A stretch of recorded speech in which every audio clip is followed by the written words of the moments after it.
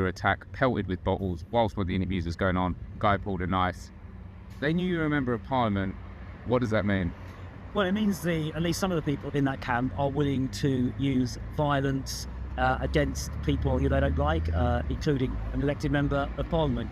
First of all, a machete got pulled when we were trying to talk to migrants in the camp, and then as we were just walking out, we almost got hit by a couple of bottles, and then our car got attacked as well. I think your car got hit by a stone, ours got hit by a bottle. So all in all, a slightly nerve-wracking experience. These are people who are determined to enter the UK illegally.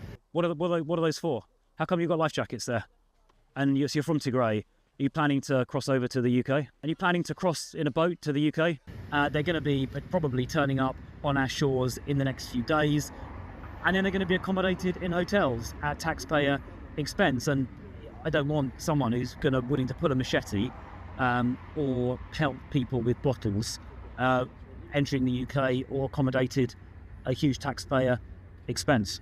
But this was an unsettling experience. But I think it's important for members of parliament to actually find out what's going on the ground.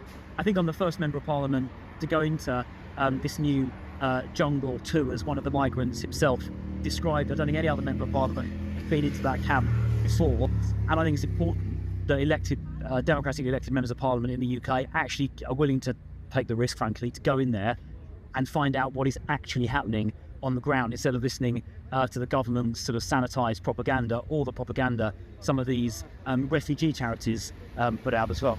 Do you think, so the last couple of weeks, we've been on the channel and seen that up close. You've now been into the migrant camp and seen that for yourself.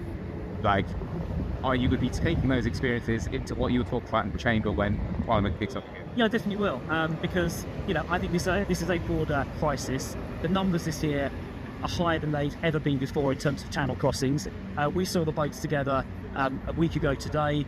We've been on the beaches this morning in the early hours, and now into the Jungle 2 camp just 20 minutes, half an hour ago. It is clearer to me that it really brings it home. You see the numbers, but when you actually see what is happening on the ground for real, we're standing there together, you see it happening in front of you, you realise how serious this border crisis is, and the government are just not doing enough. They're not doing what's needed to sort this out, and I'm going to be taking that back into the House of Commons chamber and putting that directly to Yvette Cooper, the Home Secretary, when Parliament returns in a few weeks' time. She obviously has not been anywhere near that camp, and I don't think understands exactly how serious this border security crisis is. The last one I'm going to ask you, so you've been, had bottles thrown at you, there's a guy with a knife. That person could tomorrow go and get on a boat that would be escorted, as you've seen, by French vessels to the UK. How does that make you feel? It makes me feel frightened for our country and its safety. That person that pulled a knife on us and pelted us with bottles could be in the UK in just a few days' time. It could be in the UK tomorrow and put up in a hotel next to your family, my family,